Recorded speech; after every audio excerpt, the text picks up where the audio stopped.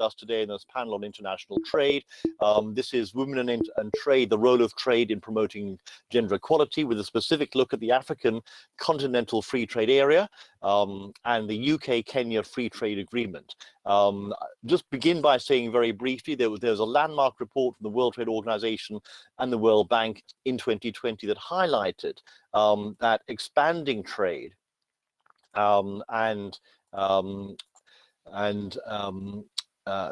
expanding trade can act as an impetus for countries to improve women's rights and boost female participation in the economy. And identified trends, the mega trends, if you like, that point to opportunities for the further empowerment of women.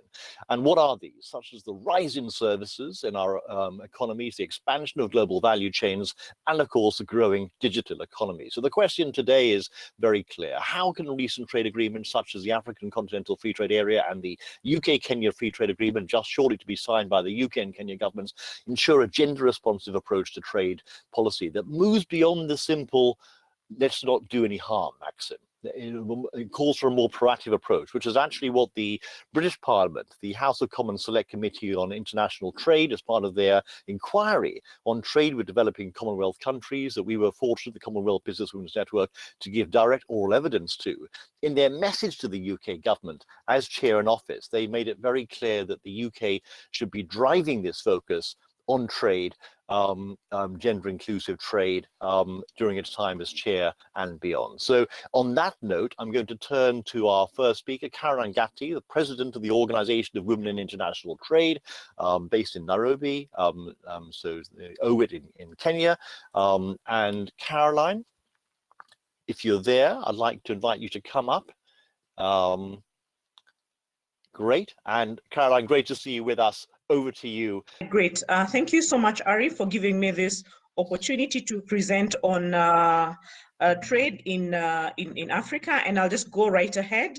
I'm from the Organization of Women in International Trade in Nairobi, Kenya. And we are a global association of women. And we are in different parts of the world. And in Africa, we're in Kenya, Nigeria, and Zim. And we are currently 21 chapters. And OWIT Nairobi was established in Kenya in April 2001 by the US Embassy with the sole purpose of creating trade. So we have a vision, and our vision is empowering women to transform communities through global trade. And our mission is to advance the women in international trade. We have one audacious goal, which is by 2030 to help our members generate 60% of their revenue from exports, to help our members generate 60% of their revenues from exports. We do that using 4 key objectives, which are very important: access to international markets, capacity building, access to finance, and mentorship.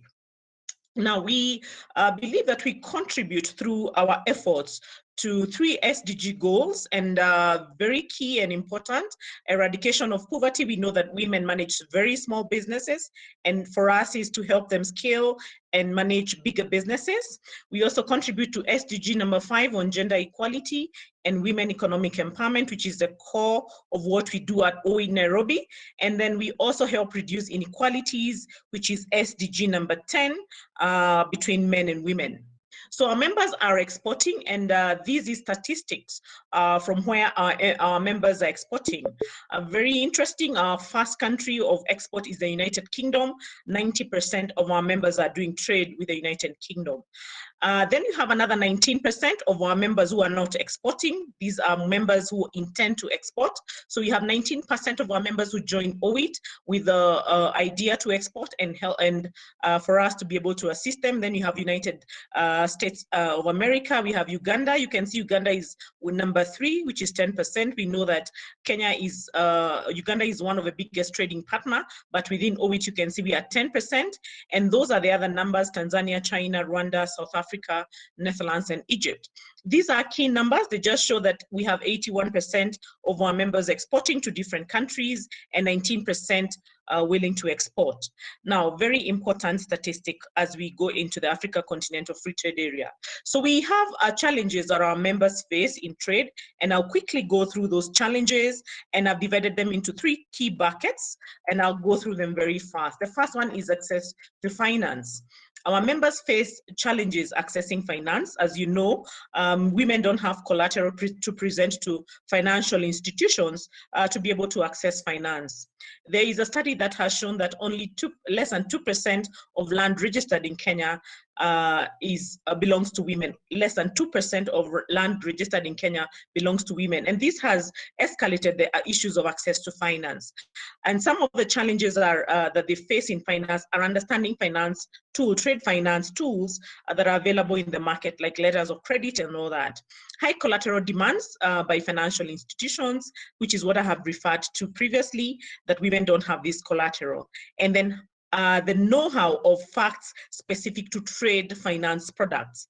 Now, and then inadequate financing for startups. Most businesses for women are small, and there is no financing set aside for these businesses. Then on taxes, understanding the different tax regimes as you export.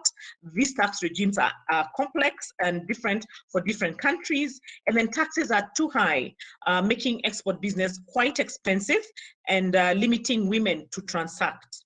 And then understanding the different tax country tariffs that are there. The other bucket is the bucket of information, especially export-related information.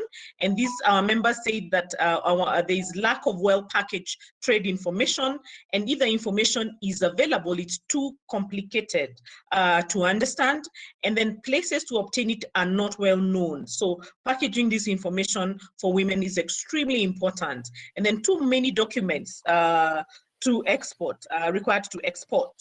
Other barriers our members have come up with is too many licenses to export, too many regulations to export, then the currency fluctuations leading to losses during export, and numerous specific product requirements for different countries. We have one of our members who had taken about 4 containers to Brazil, and when the product reached the other side, the containers were turned away because of specific country requirements and regulations. And then a lot of legal jargon, which creates barriers to export and trade for our women. And lack of adequate trade linkages, and the reason that us at OWIT are very important, and CBW and other BMOs to create these trade linkages. Inability to fulfill big orders, so you get an order and you're unable to scale.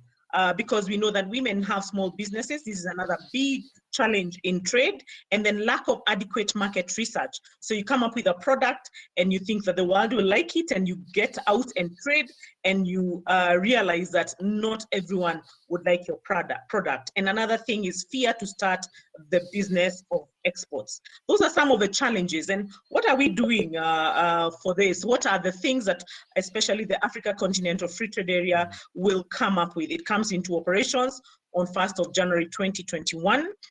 Opens up a population of 1.3 billion African population that we can trade in as women, and a cumulative GDP of 2.5 trillion US dollars, and 55 countries, creating a good market for women to transact, and more trade amongst African countries. These are some of the benefits that the Continental Area Agreement will present.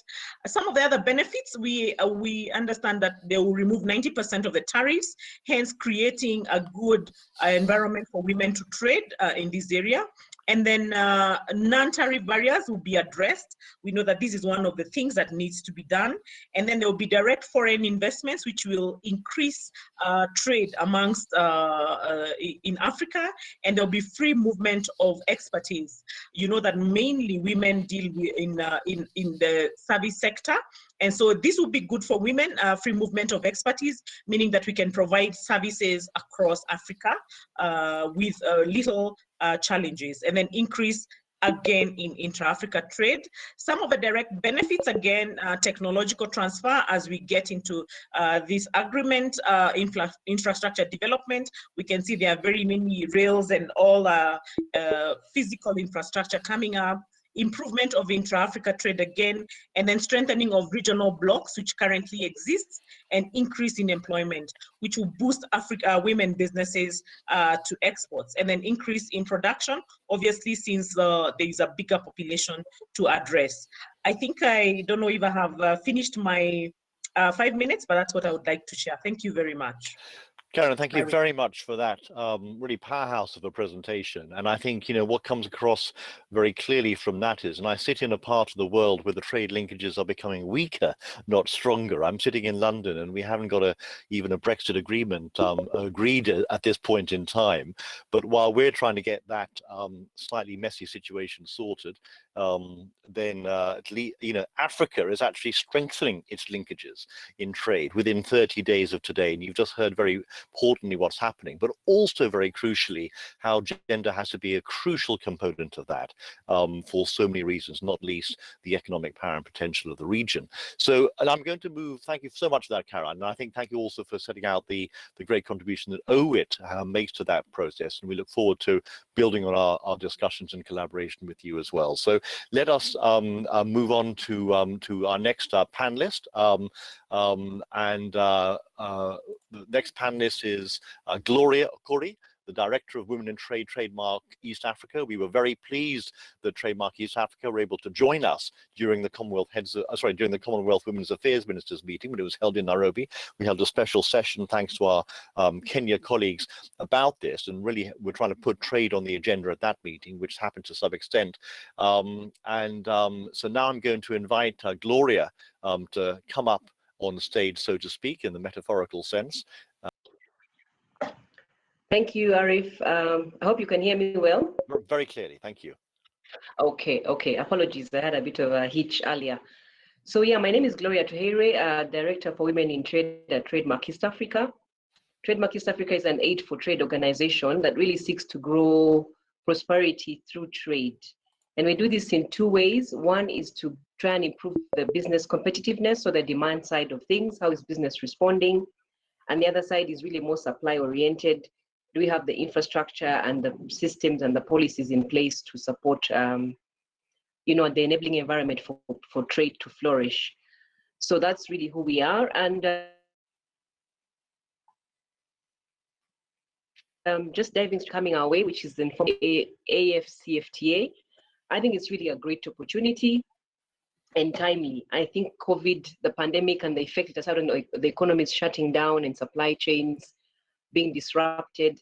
I think now more than ever is when this agreement really will come alive in many ways.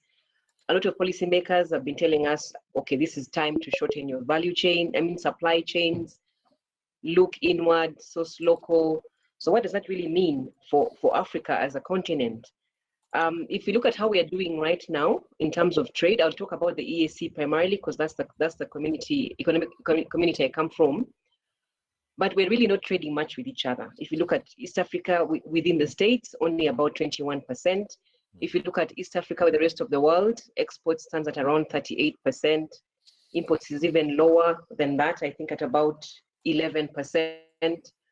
If you look at SEDAC, COMESA, ECOWAS, the numbers are not very different from each other. From that. So the challenge is why are we not being able to trade one country to another? It's interesting that it's easier to move commodities out of Africa to Europe or to elsewhere than to move a commodity from Nairobi, for example, to Accra in Ghana. So one of the things that is going to really be important for us is to, and I think Caroline touched on this, is to address the non-tariff barriers. The barriers to trade are really huge, and unless we address those barriers, this agreement won't make sense. It's one thing to have a great agreement on paper, negotiate all the annexes, but unless we're able to implement this agreement, it really won't change the needle in terms of trade. Yeah. So what needs to be done?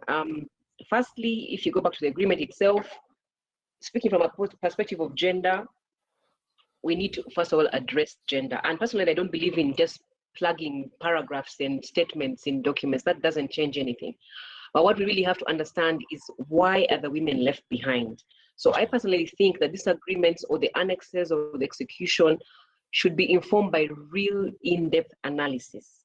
So we know services is going to be great. It's going to be key. We know manufacturing is going to be key. Of course, agriculture has been the forte for African economies for a long time. Why are the women not moving up the value chain? Unless we understand those barriers, we'll go back 10 years from now and still be having the same conversation. So I believe a lot of analysis, a lot of investment has to go into research. I know a lot has been done. UNECA, Trademark has done, many people have done studies, but do we really understand what those barriers are, and will that change the dynamic for us? That is, then so, and therefore the issue of capacity building will also come into play. We have to bridge the gap. So if we say manufacturing is the next best thing that's going to happen, we have to do something to boost the number of women in the manufacturing sector. It has to be intentional, it has to be deliberate. Grow the capacity, whether it's services, manufacturing, whether it's value addition in agriculture, there has to be a lot done at that level. Then on the second front is to address the barriers. One of the issues that comes to my mind is the issue of travel, the cost of travel in this region. It's crazy. Traveling from here to Kampala can cost you $400 from Nairobi to Kampala. So unless we also address the issue of the open skies and the issue of air freight and air travel in this region, it will just be too expensive. Connecting from Nairobi to Accra, it's a crazy connection. So how will this trade happen? So there's a lot of work to be done in the policy front, addressing some of these barriers, opening up the skies, for example, to make trading or travel easier, but also on land travel, infrastructure investments. I think governments have to, if they're really committed to this agreement, there has to be also a lot of investment in the infrastructure. The other day I was seeing pictures of roads in DRC, and it's unbelievable. There is no road network in that country, and yet there's so much wealth.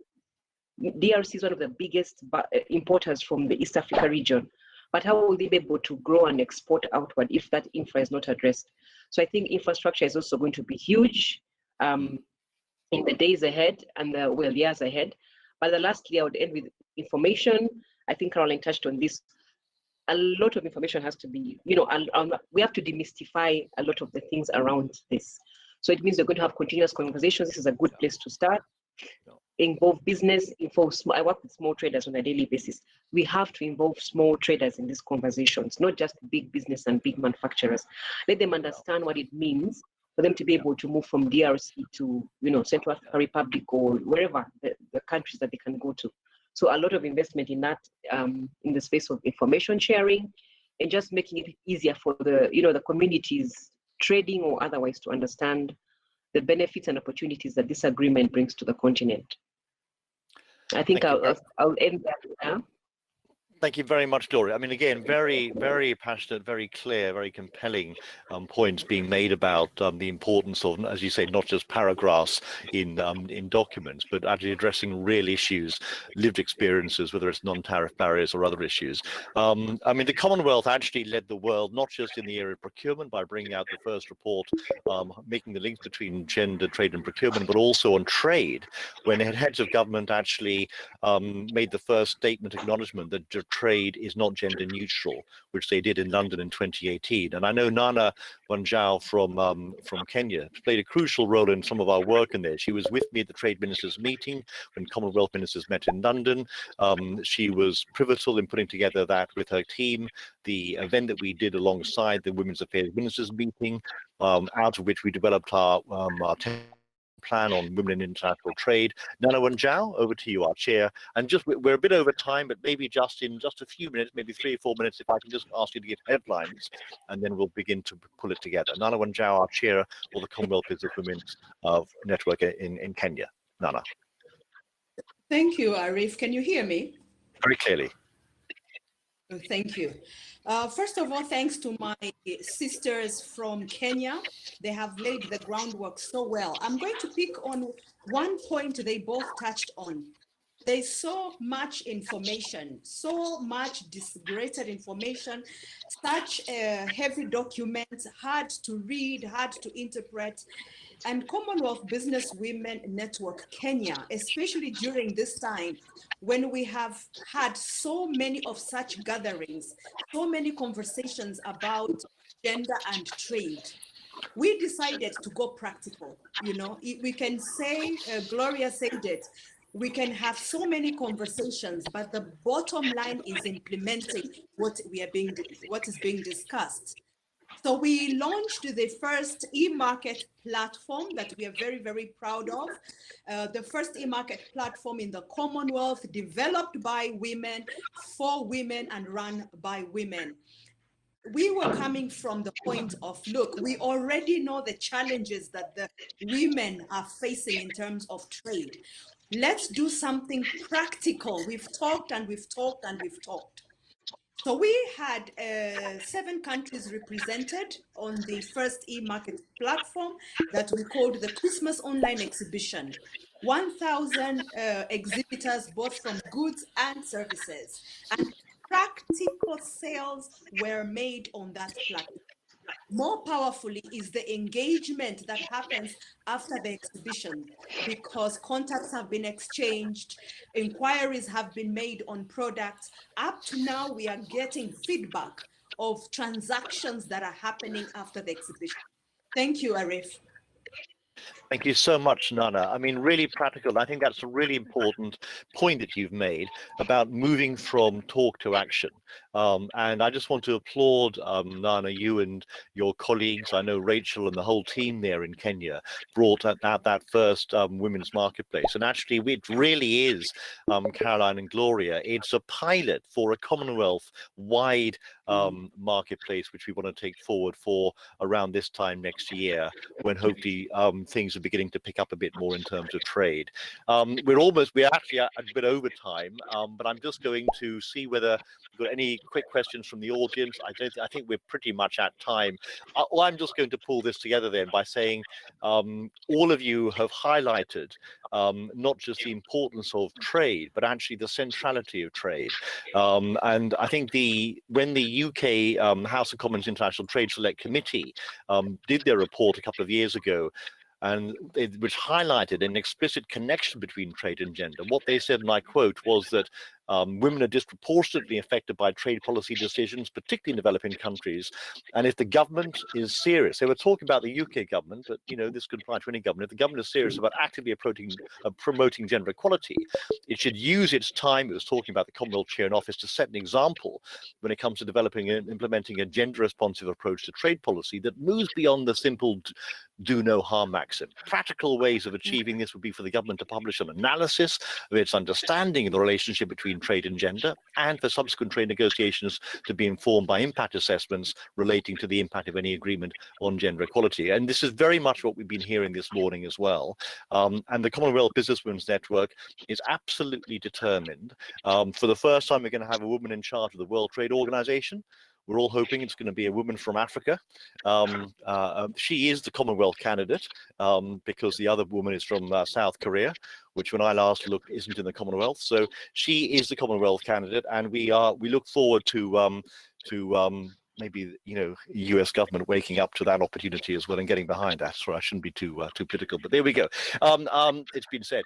So I want to thank everybody for the session this morning. Gloria, thank you so much for joining us as well from Trademark East Africa, for the great work you do. We look forward to building on our work with you. From Caroline, from OWIT, the Organization of Women in Trade, do some great work. And I know Frida, the other Frida that I know, Frida Winger, your Vice President International, who's also in Kenya. Great work that you and your team does, and Nana as well, for leading the way and showing that actually Kenyan women, all Kenyan women this morning are absolutely at the center of this journey. And we look forward to that moving forward. Kenya, for those who aren't aware, I'll say this finally before Frida comes in for the next session, Kenya is the chair of the Commonwealth's work on gender. And when women ministers met virtually 6 weeks ago from 46 countries or thereabouts, they said that we want to have a gender monitoring action group so that we can call governments to account. The governments, by the way, who are usually led by men, we can call them to account and make sure that our male heads of government on the whole, which is who they are actually doing the right thing, particularly in terms of women's economic empowerment and women in leadership. So on that note, that call to action, we're going to take this forward in our platform as well. We can invite you to join that. We're going to take these discussions in collaboration forward. But in the meantime, Gloria and Caroline and Nana, thank you all so much.